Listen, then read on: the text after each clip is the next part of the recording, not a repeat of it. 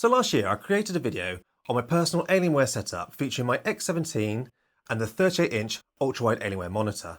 Now, I absolutely loved that setup and I used it for quite some time.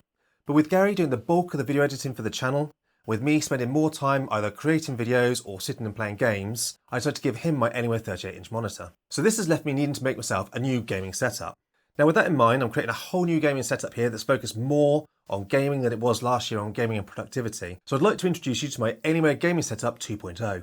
So the star of the show is obviously going to be my Alienware X17r2, and this is the 4K edition. I've spent a lot of time on the channel this year talking about and reviewing these Alienware X17r2s, and I absolutely love them. They're one of my favourite gaming laptops. And this Alienware X17r2 4K version has been the model that I've been using the most of all the gaming laptops I've used this year. So I've decided to use this as the star of my new gaming setup. So just in case you missed it, we released a review, an unboxing, and also another review of the 4K edition of this X17r2. So I will link those in the description down below if you want to go back and watch any of those videos.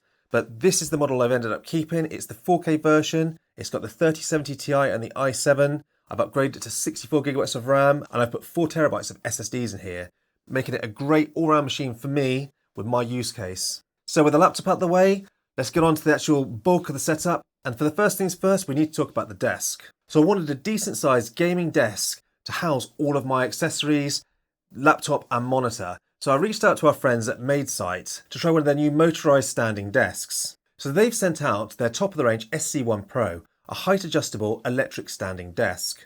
Now the reason we wanted this one is because the size, it's 165 centimeters wide by 75 centimeters deep, meaning that we can house the laptop, the monitor, some speakers, and all the peripherals on my desk comfortably without looking cluttered.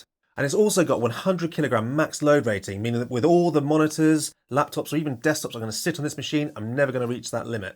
And it's also got a unique two-tone retro design that fits in well with my style of gaming setup.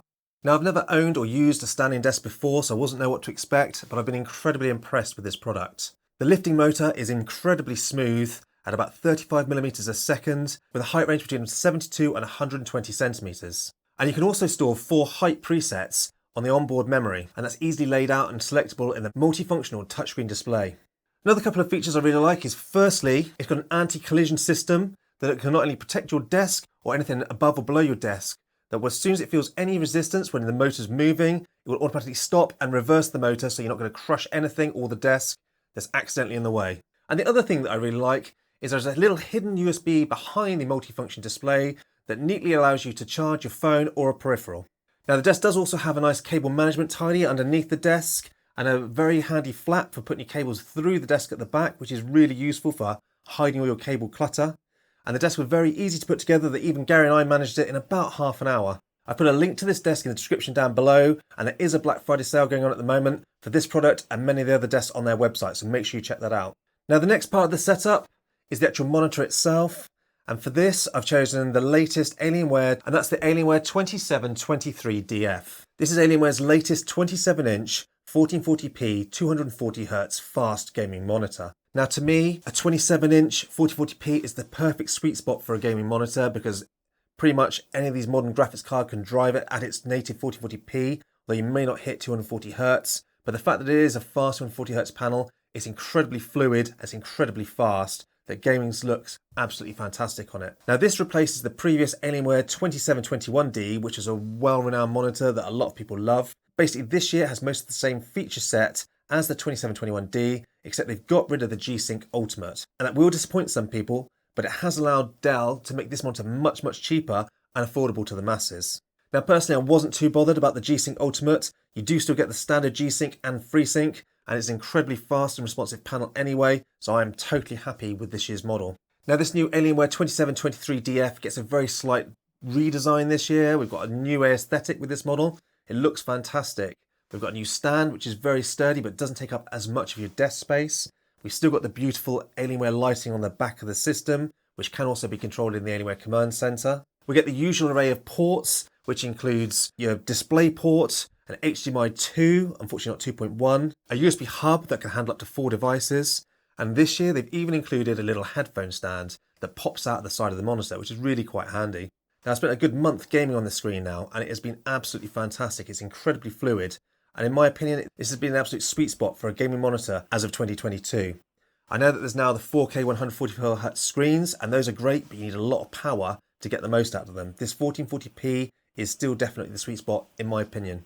Okay, so for the keyboard and mouse, I've actually chosen Razer Peripherals. Now, as much as I'd love to have used the Alienware keyboard and mouse combo, I wasn't very keen on the quality of the Alienware keyboard, and I'm not so keen on the ergonomics of the new Alienware mice. So instead, I've chosen the Razer Death Adder Pro and the Black Widow Mini V3. And the reason I've chosen these is firstly they're wireless, and I wanted less clutter on my desk, especially as this is a laptop gaming setup, so I can just want to unplug and go. And secondly, I love the ergonomics of the Death Adder I've been using for years, and I'm really accurate with them. And I love the size of this Black Widow Mini V3. It's incredibly compact, but still feels great with good actuation. So these have been an absolutely great go-to combo for my gaming. And for the speakers for this setup, I've chosen some Studio Eris E3.5 speakers. And the reason I've chosen these speakers is firstly, they're not going to break the bank. These are usually under £100 or $100. And for that, you're getting fantastic studio speakers. They give you incredible range and sound quality for the money. And the feature that I like the best about these is the fact that you've got the controls on the front of the speaker, meaning that you can easily adjust the volume, turn them on and off, or even plug in a set of headphones right on the front of the speakers. And for my previous pair of speakers where I had all the controls on the back, it used to drive me insane, constantly reaching around the speaker to try and turn them on and off or adjust the bass or the volume. And lastly, to get this entire setup to gel well together, I've used a Cable Matters USB-C to DisplayPort hub. Now the reason I've used this is firstly, it's a one cable connection to the laptop that provides me with a full DisplayPort, which I wanted for the monitor. It's also got two USB-A ports for my keyboard and mouse. And lastly, it's got an RJ45 port, so I've got my hardwired network in there. This allows me to plug one cable into a USB-C and a power cable into the Alienware, and I'm up and running. And that's something I wanted from a gaming laptop setup. It's literally two cables, pick the laptop up, and I go. I don't want to be faffing around plugging everything into this laptop. And I've been using this for quite a while now, and this Cable Matters dock has been incredibly reliable and incredibly useful. And as always, with all these products, I will put the links in the description down below in case you want to pick these up. And I just want to give an honourable mention to my little laptop stand. I've been using this for quite some time. It was just a cheap $20 stand I picked up from Amazon. And it's a folding aluminium stand. It's just been incredibly useful. There's no fans on it, but it's compact, it's sturdy, and it lets the laptop breathe.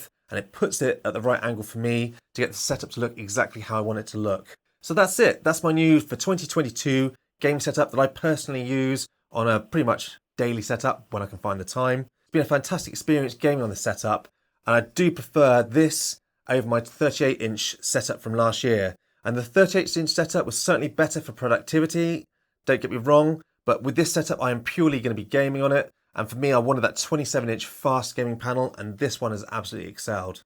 So as usual, I'd love to hear your thoughts on my gaming setup. Do you think there's anything I could have done better? Or do you think I've gone for the right choices here? Drop your comments below and I will respond back to you. And as always, thank you for watching.